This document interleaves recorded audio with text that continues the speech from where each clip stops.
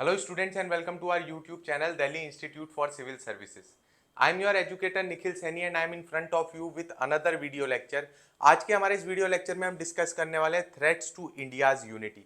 ऐसे कौन कौन से पॉसिबल थ्रेट्स हैं जो इंडिया की यूनिटी को थोड़ा सा डिस्टर्ब कर सकते हैं अगर उनको चेक में ना रखा जाए। तो ये बहुत ही इंपॉर्टेंट है हमारे इंडियन सोसाइटी वाली यूनिट के लिए भी, उस सब्जेक्ट के लिए भी। बट उसके अलावा इसका और इम्पॉर्टेंट जो है वो ये है कि हम इस चीज़ का ध्यान रखें कि जो हमारा इंडिया है, जिसकी साइकोलॉजिकल यूनिटी जो है, हम बात कर सकते हैं कि इसकी टेरिटरी जो है उसको यूनिफाइड रखने के लिए हमें कौन कौन से स्टेप्स लेने हैं और कौन कौन सी चीज़ों का बढ़ावा नहीं होना चाहिए, कौन कौन सी चीज़ें एक हद से ज़्यादा नहीं बढ़नी चाहिए।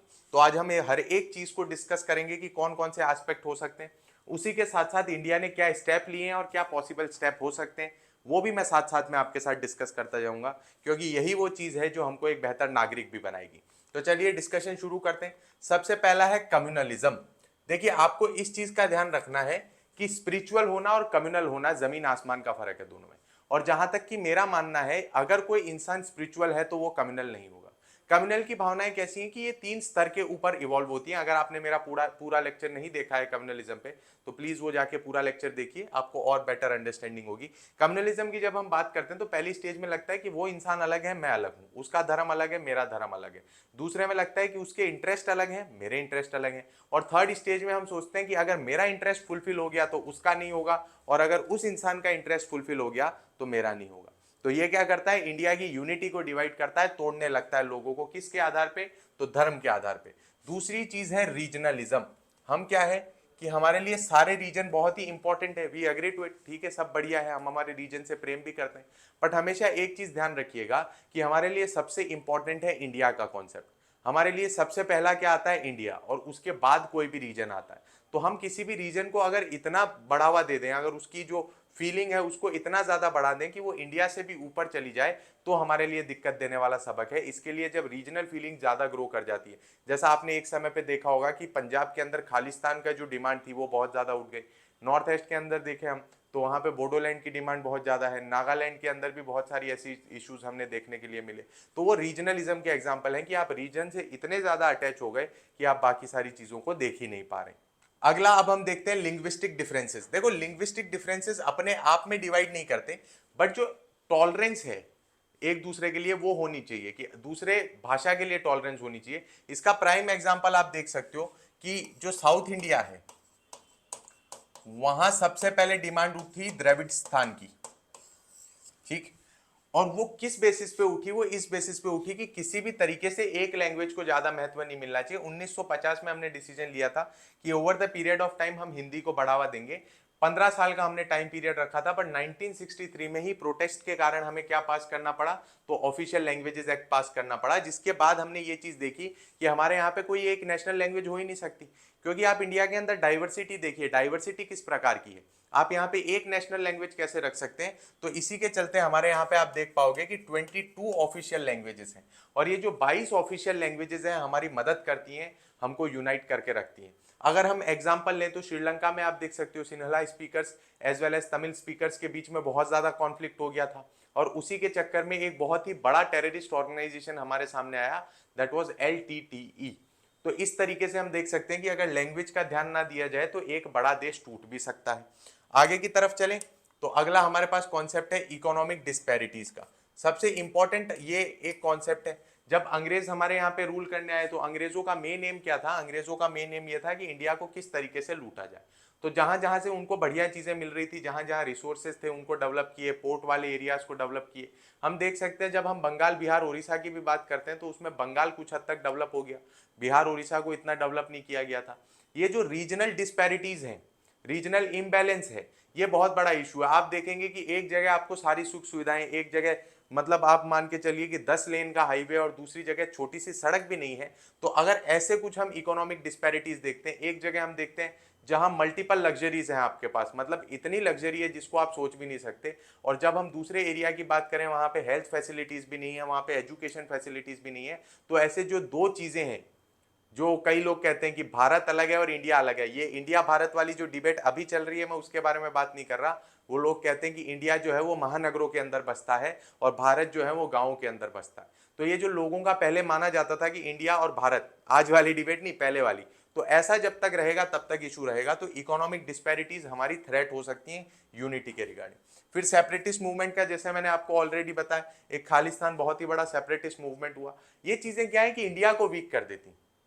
आप जम्मू कश्मीर का एग्जांपल ले लीजिए, सेपरेटिस्ट मूवमेंट वहां पे चलते रहते हैं, ये इंडिया की यूनिटी को वीक करती है। पहले आपको ये चीज माननी पड़ेगी कि हमें साइकोलॉजिकली सबको बांधना है, साइकोलॉजिकली बांध के रखेंगे सबको, ये मूवमेंट्स नहीं होंगे तभी हम क्या है टेरिटोरियली इंडिया को बांध के रख सकते हैं। बट मुझे दुख है ये बताते हुए कि इंडिया के अंदर ऐसे बहुत सारे मूवमेंट्स हैं, कई दबे हुए हैं, कई बहुत ज्यादा आवाज उठा रहे हैं। तो ये सेपरेटिस्ट मूवमेंट है। Next is political instability.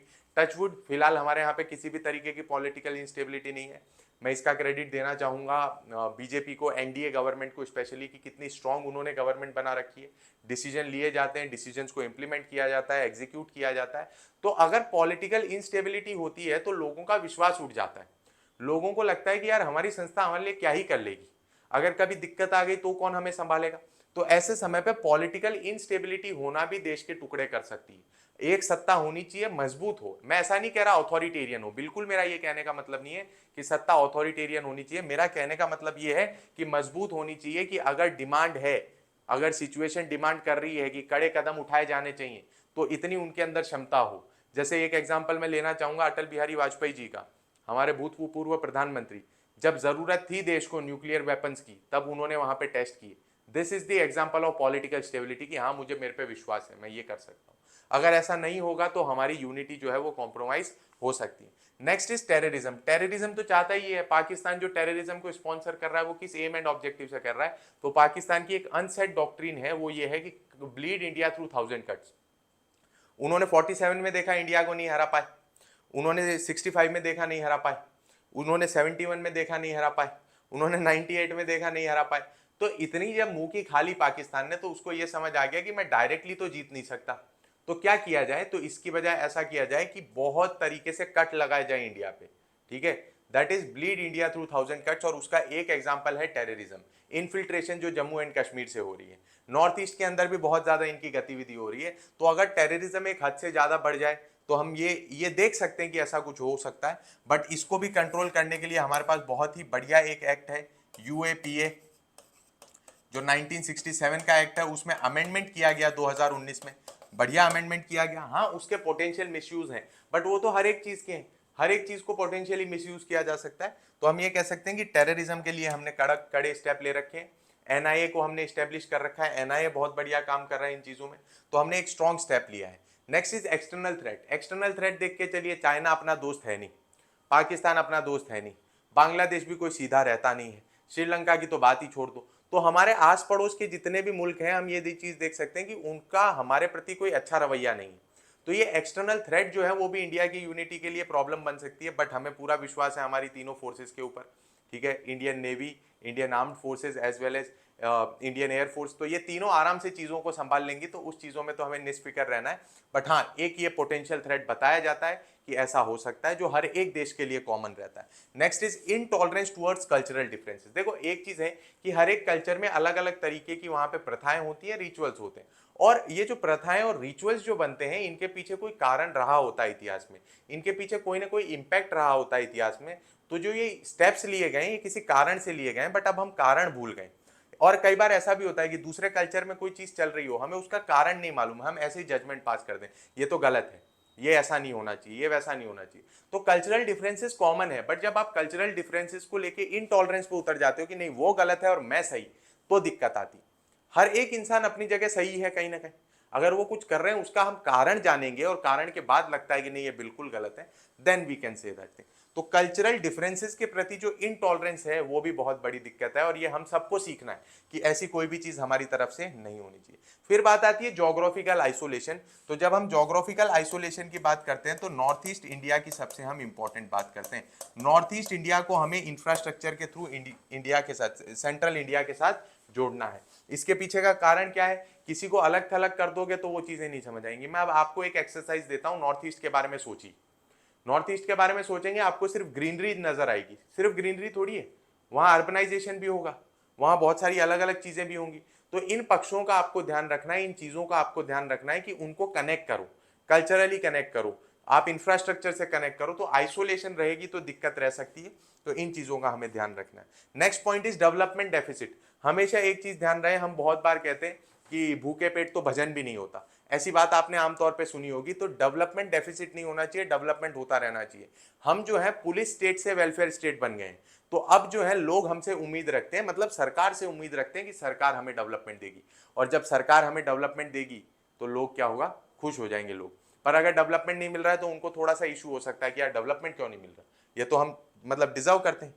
So this was all about the threats which we can face about India's unity. तो इतनी सारी चीजें थी, इन चीजों को मैंने क्यों बताया आपको, तो सबसे पहली चीज तो ये कि हमारे Indian society and social issues वाले चैप्टर से रिलेटेड है, जो हमारी हम एक यूनिट पढ़ते हैं diversity of India, diversity in India, तो उस यूनिट से ये डायरेक्टली रिलेटेड है। और दूसरा, इस चीज को पढ़ाने के पीछे मेरा मकसद ये था कि हमारी जनता जब जानेगी, हमारे स्टूडेंट्स जब जानेंगे कि क्या क्या थ्रेट्स हो सकते हैं इंडिया की डाइवर्सिटी को लेके, इंडिया की यूनिटी को लेके, तो थोड़े से और ज़्यादा सचेत हो जाएंगे। और हो सकता है शायद आप जितने लोग सुन रहे हो उसमें से 1-8% को ये चीज़ इम्पैक्ट कर जाए और कुछ चेंजेस उनमें आ जाए। सो एम एंड ऑब्जेक्टिव यही था। So thank you very much for watching, and please like, share and subscribe our YouTube channel. Thank you.